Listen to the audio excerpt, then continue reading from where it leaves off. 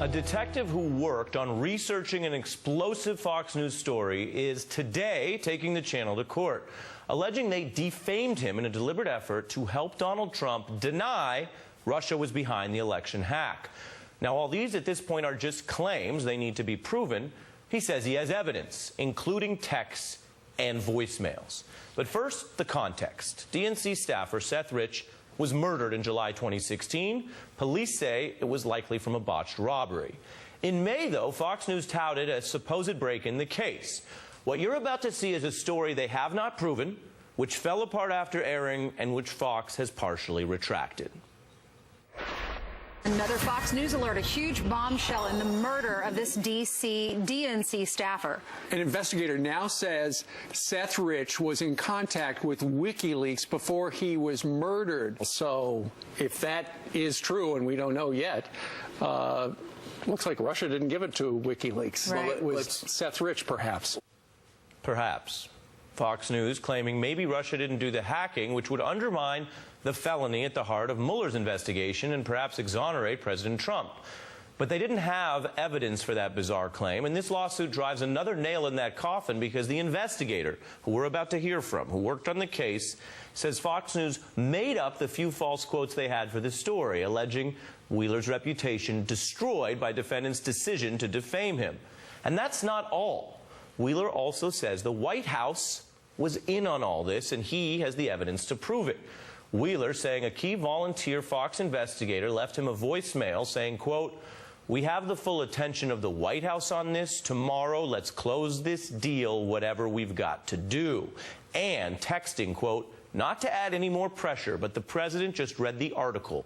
He wants the article out immediately. It's now all up to you," end quote.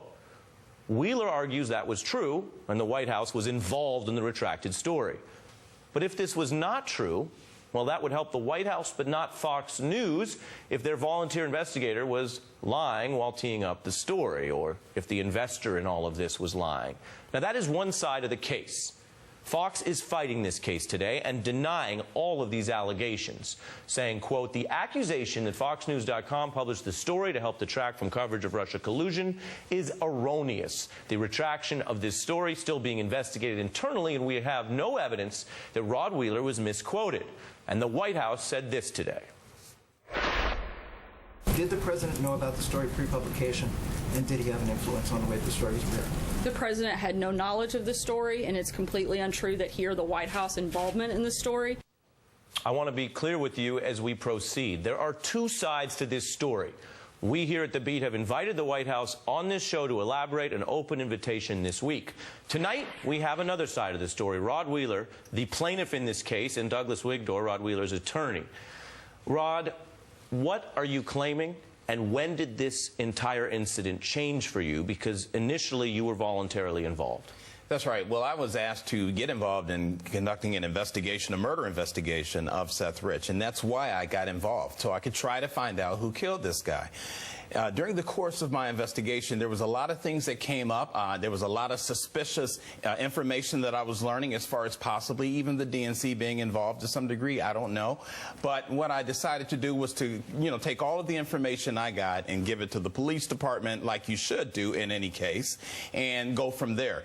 But halfway through the investigation, and then up until the point in which this article was released by Fox, there were these quotes in there from me supposedly saying that I knew for a fact that Seth Rich, the decedent, had been in contact with WikiLeaks, emailing them emails. Well, that was not true. Fox News reporting you as the source, right, linking the DNC staffer to this hacking. You're saying at the time that was false. Right. The reporter from Fox News, Malia Zimmerman, she wrote that story. I immediately challenged her, and I said, Malia, that's just simply not true. You and I both know this isn't true. And she said, well, her bosses told her to leave those quotes in there. And I said, why would you leave something in an article that you know is not true? And that's why we're here today. Why do you think, as you allege, they made up quotes from you? Well, I think, I know for a fact that Ed Butowski, who was the individual that was funding my investigation, he had been in contact with people from the White House, and he was the one that was pushing this Russian hacking narrative, by the way, that I didn't know a whole lot about, because I wasn't, trying to debunk a narrative or support a narrative. I was trying to find a murderer. I do know that, and Ed even admitted himself. And then I think the bottom line with all of this, Ari, is the fact that the reporter herself from Fox News, she even admitted that she lied and put those quotes in there. I mean, she admitted that, but at the same time, to this day, they have not retracted that. As a result of those quotes in her story, it's then damaged my credibility and my integrity. Let's look at Fox News when you did go on with Hannity.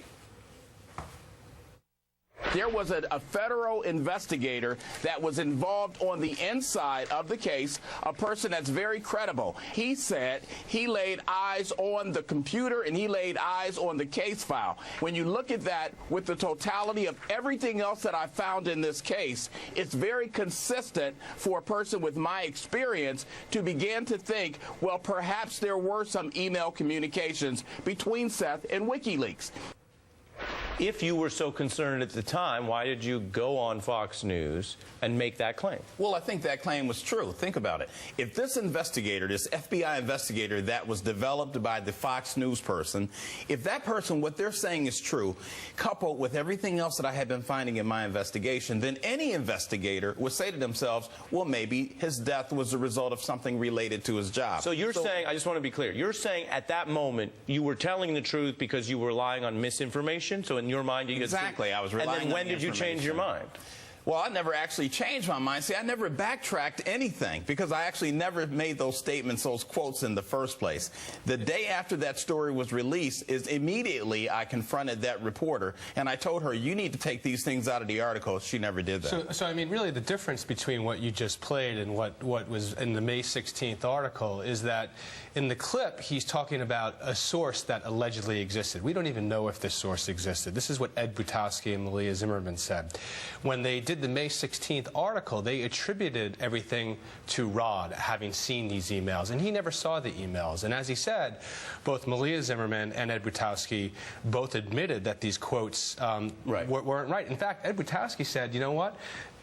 These are words that you never said, but you're going to win an award for having said these words you never said. The best legal defamation point here is whatever happened, we're now at a place where everyone, including Fox News, has said part of this was wrong. Then you have the other part of your complaint, which is this documentary evidence and text that the President of the United States was personally involved in reviewing this story before it was published and pushing it out. When did you learn about that, and why do you believe that to be the case? Right, I learned about that from Ed Butowski. He's the one that sent me an email, which I've, shown. I mean, I'll show the emails, and I have shown them, and voicemails, where he said the President has reviewed the story. This is the story that the reporter was going to release. This is before the story was released.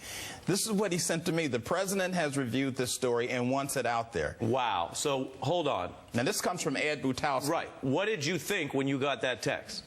Well, first of all, I'm thinking, why would the President have to review a story pertaining to the murder of a guy in D.C.? Why would the President even be involved in this? But at that point, Ari, it was rather obvious to me that they actually lured me into this investigation, they meaning this Fox News reporter and Ed Butowski, to substantiate this Russian narrative thing or to debunk that, when in fact they told me that I was really getting involved just to solve a murder. So all I want them to do is to correct the record. Right. Your theory. I mean, this is why this is a weird one, but you have some texts here that make it more than a theory. Your argument is that they pulled you in to use you in part of this investigation, and that Fox News and the White House were advanced planning it. And I want to read from one of the emails that you have in your complaint, basically showing the plan in advance. Quote, one of the big conclusions that the Fox volunteer here said we need to draw from this is that the Russians did not hack our computer systems and steal emails, and there was no collusion like Trump with the Russians. Why is that important, and what did you think then if you learned that that was part of the goal, not solving the murder, quote unquote. Right. Why would they have me then be investigating this thing as a murder when, in fact, their alternative motive was to debunk a Russian hacking narrative, which was unfair to me, because as a result of that story, like I said, it killed my credibility. It made it seem like I was backtracking on something, but if you think about it, I never backtracked because I never said those quotes. And Douglas, I want to ask you a question with the time we have. Sure. The arguments just made will be tested in court for their veracity, based on whether they were lying to you, lying to the public, and whether that meets a defamation standard. You also, though, in this complaint have these explosive allegations about the White House. You don't need those to win your case, though, do you? Why are they in there? We don't need them, but it's the backdrop for why they defamed Rod. And, it's really interesting because you read the statement by Fox. They say that our claims are erroneous, but then they go on to say that they're still investigating it. So how could they already conclude that they're erroneous if they're still going through an investigation? We're going to take discovery in this case. We're going to see the emails or texts or phone calls or visits to the White House between Ed Butowski and President Trump and other people in the White House. And we're going to get even more information in this case. And what's really amazing, last point, is that the general counsel of 21st Century Fox, Gerson Zweifach, was in England trying to convince the regulators in England that they should be able to purchase Sky, and that they met the broadcasting standards by implementing new policies the day before this article came out. Rod, final question. Is there anything you want to say to President Trump, who is named in your suit, with regard to reviewing this article? And number two, anything you want to say to Mr. Rich's family?